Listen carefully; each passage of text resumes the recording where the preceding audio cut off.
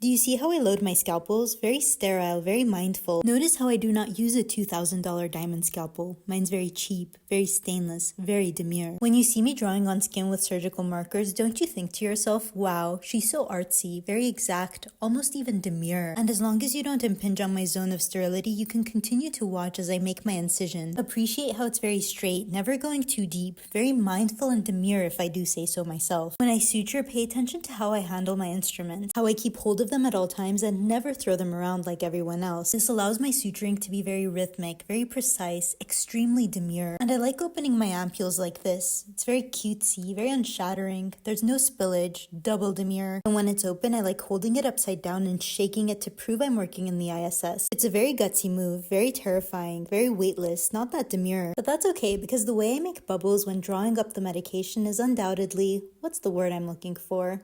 Oh yeah, demure. What does that word even mean? Can someone tell me?